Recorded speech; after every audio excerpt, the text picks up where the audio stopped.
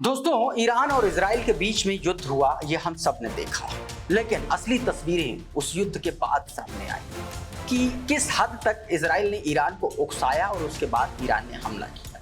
फिर हमला किया तो ऐसा किया कि इजराइल पूरी तरीके से नेस्तनाबूद हो गया, बर्बाद हो गया और आखिर में उसको गिड़गिड़ाते हुए अपने पापा के पास जाना पड़ा, यानी कि अमेरिका के पास जाना पड़ा। आज की इस वीडियो में एक ऐसी खबर दिखाऊंगा जिसको देख करके आप सन्न रह जाएंगे कि कैसे ईरान के राष्ट्रपति की हत्या की साजिश रची गई, कैसे ईरान की एक तरीके से सरकारी इमारत पर हमला किया गया, दावा किया गया कि उसमें जो है मसूद पेज़ेश्कियान की हत्या करने के लिए ये काम किया गया। वो तस्वीर आपको दिखाऊंगा किस तरीके से नेतन्याहू पागलों जैसी बातें करने लगा है और उस पर अब्बास अरागची ने कितना करारा हमला बोला है। वो तस्वीर मैं आपको दिखाने की कोशिश करूंगा और साथ में आपको बताऊंगा कि तमाम सारे सैंक्शन के बीच में ईरान ने अब कौन सा नया कीर्तिमान रच दिया है।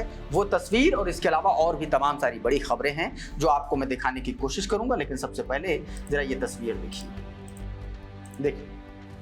ये जो तस्वीरें हैं दोस्तों, ये तस्वीरें दरअसल ईरान का जो नेशनल सिक्योरिटी काउंसिल है, सुप्रीम नेशनल सिक्योरिटी काउंसिल, उसकी ये तस्वीरें, उस जगह की तस्वीरें हैं। और ये जो आप उठता हुआ धुएं का गुबार देख रहे हैं, ये दरअसल इजरायली एयर स्ट्राइक के बाद की तस्वीरें हैं। और उस इजरायली एयर स्ट्राइक में इसी तेहरान के नेशनल सिक्योरिटी काउंसिल की बिल्डिंग को जो है निशाना बनाया गया। दावा यह किया गया कि इस बिल्डिंग में ईरानियन राष्ट्रपति मसूद पेज़ेश्कियान की हत्या, उनको असैसिनेट करने के लिए इसको टारगेट किया गया था। और इस हमले में यह भी कहा गया कि मसूद पेज़ेश्कियान घायल भी हो गए थे, ये भी कहा गया। ये और एक तस्वीर देखिए, ये उसी का एक और दूसरे एंगल से वीडियो देखिए। ये देखिए किस तरीके से यहाँ पर हमला किया गया। ये देखिए, इस बच्चे ने बाकायदा खड़े होकर के यहाँ पे वीडियो बनाया। और ये जो तस्वीरें हैं, ये दोस्तों वहीं की तस्वीरें हैं। ये हेडक्वार्टर है दोस्तों, ये हेडक्वार्टर है एक तरीके से supreme national security council Tehran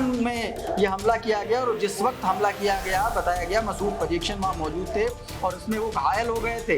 हालांकि वो इस हमले में बाल बचे, उनकी जान बाल बची। दोस्तों, मिडिल ईस्टर्न अफेयर्स नाम का जो ट्विटर हैंडल है, उसने सीधे तौर पर इसमें ये कहा कि footage from the Israeli airstrike on the headquarters of Iran Supreme Court National Security Council in Tehran, making the beginning of the Israeli-Iranian war with the aim of assassinating the Iranian president. Iranian president को target करने के लिए, उनको assassinate करने के लिए वहां पर स्ट्राइक की थी दोस्तों इजराइल। इस बीच दोस्तों अभी ताज़ा खबर, ये तो उस वक्त का वीडियो अब सामने आया, वो मैंने आपको दिखाया। अब आप ये दिखाता हूँ। ये देखिए, बेंजामिन नेतन्याहू कह रहा है कि ईरान को 480 किलोमीटर रेंज से ज्यादा की मिसाइल ईरान नहीं बना सकता। ये बयान दिया इसने। पता नहीं किस बुद्धि के तहत, किस अथॉरिटी से ये आदमी ये बात कह रहा है।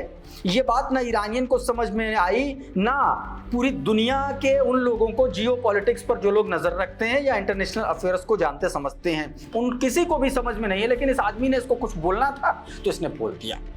अब इसके बोलने के बाद दोस्तों, अब्बास अरागची जो ईरान के फॉरेन मिनिस्टर हैं, उन्होंने इस आदमी को इतना बुरी तरीके से लताड़ा, ऐसा लगा जैसे कोई दो कौड़ी का आदमी हो, सड़क चलता कोई सड़क छाप गुंडा हो, उसको जैसे कोई नहीं लताड़ता, वो ऐसे लताड़ दिया। अब्बास अरागची ने इसको सीधे तौर पर पता क्या कहा, इससे सीधे तौर पर कहा कि कौन सा सस्ता नशा करते हो भाई। उसने कहा कि कौन सी आप स्मोकिंग करते हैं। देखिए बाकायदा इसमें लिखा हुआ है, देखो, what is exactly Netanyahu smoking. उन्होंने कहा कि मैं समझ नहीं पा रहा हूं कि ऐसा क्या पीते हैं, क्या स्मोक करते हैं नेतन्याहू जो इस तरीके की बातें करते हैं। और उन्होंने तमाम सारे फैक्ट रख दिए। कहा कि भाई तुम 2 साल से हमास के साथ गजा में लड़ रहे हो, तुमने क्या कर लिया? तुम कुछ नहीं कर पाए, बल्कि हमास के लड़ाके 2 लाख बढ़ गए, 2 लाख हो गए बढ़ करके। और ना तुम वहां पर सीज फायर करा पाए, ना तुम वहां को शांति ला पाए। तुमने ईरान पर हमला किया, ईरान पर एक भी चोट नहीं आ पाई, ना तुम उसकी न्यूक्लियर फैसिलिटीज तुम नहीं कुछ कर पाए, टच तक नहीं कर पाए। तुमने ईरान के साइंटिस्टों को मार दिया तो उनके 100 से ज्यादा शिष्यों ने फिर उनकी कुर्सी संभाल ली। न्यूक्लियर प्रोग्राम चल रहा है जैसे कहते हैं, तुम वहां भी कुछ नहीं कर पाए। ऊपर से जब ईरान ने तुमको तबाह कर दिया तो तुम जो है भागे अपने पापा के पास। सीधे डैडी शब्द का इस्तेमाल किया है।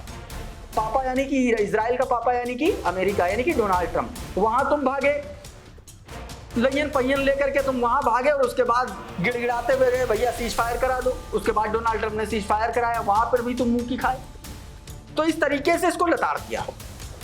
अब्बास अरागची के इसी बयान को थोड़ा सा सोफिस्टिकेटेड अंदाज में प्रेस टीवी ने जारी किया। प्रेस टीवी ने लिखा इनके हवाले से कि Iranian finance minister Abbas Araghchi stated that the Israeli PM Benjamin Netanyahu failed to achieve any of his goal through the war against Iran, adding that it is the face of the expect Iran to accept anything a wanted war criminal says। सीधे तौर पर कहा कि war criminal के अलावा कोई भी उनका काम नहीं हुआ। वो सिर्फ और सिर्फ एक वॉर क्रिमिनल है जो उन्होंने काम किया, जिस तरीके से उन्होंने काम किया उनका कोई भी गोल वो अचीव नहीं कर पाई। ये बात दोस्तों उन्होंने कह दी। इधर बीते दिन जो रशियन कार्गो IL-76 जो तेहरान में उतरने की पुष्टि हुई है, लेकिन उसमें क्या है उसकी पुष्टि नहीं हुई। लेकिन वर्ल्ड वॉर 3 नाम का ट्विटर हैंडल है, उसने एक वीडियो जारी करते हुए दावा किया कि हो सकता है कि इस प्लेन में, इस कार्गो में जो एयर डिफेंस सिस्टम है H-300, H-400 वो शायद रशिया ने ईरान को दिया है और कुछ मिसाइल पार्ट्स भी भेजे हैं। इस तरीके के दावे किए जा रहे हैं। हालांकि आधिकारिक पुष्टि दोनों देशों ने नहीं की है। इस वीडियो में उन्होंने ये बताने की कोशिश की है। उधर ईरान के फर्स्ट वाइस प्रेसिडेंट ने एक बड़ा बयान दिया जिसमें उन्होंने आयतुल्लाह अली खामेनी साहब के समर्थन में एक बयान दिया जिसमें उन्होंने कहा कि इजरायली एग्रेशन के खिलाफ खामेनी के नेतृत्व ने सक्सेसफुली चीज़ों को मैनेज किया और बहुत करारा जवाब दिया। सीधे तौर पर एक ट्विटर हैंडल है, उसने कहा कि a tale victory of doctor Aref जो under Imam Khamenei leadership we successfully manage the war time circumstances. The first vice president reflect on how the country was govern during the 12-day imposed war with the Zionist regime. उन्होंने कहा कि 12 दिन के इस युद्ध के दौरान Ali Khamenei ने यह बता दिया कि युद्ध के दिनों में, युद्ध के दौरान देश को कैसे चलाया जाता है, ये उन्होंने दिखा दिया। उधर दोस्तों मई में एक बड़ा कीर्तिमान रच दिया। तमाम सारे सैंक्शंस के बीच में ईरान ने एक बड़ा कीर्तिमान रचा। ईरान ने दोस्तों कीर्तिमान रचते हुए सीधे तौर पर उसका जो एक्सपोर्ट है वो रिकॉर्ड लेवल पर पहुंच गया। प्रेस टीवी ने बाकायदा ये देखिए हेडलाइन जारी की, Iran oil exports at all time records in may despite Trump's ban. America के बैन के बावजूद मई में ईरान का जो एक्सपोर्ट था वो ऑल टाइम हाई था। ये देखिए यहाँ पर 1.8 billion barrel per day, 1.8 billion barrel per day export किया है दोस्तों ईरान ने। आप समझिए कि ये बैन के बावजूद इस तरीके की खबरें सामने आई हैं दोस्तों।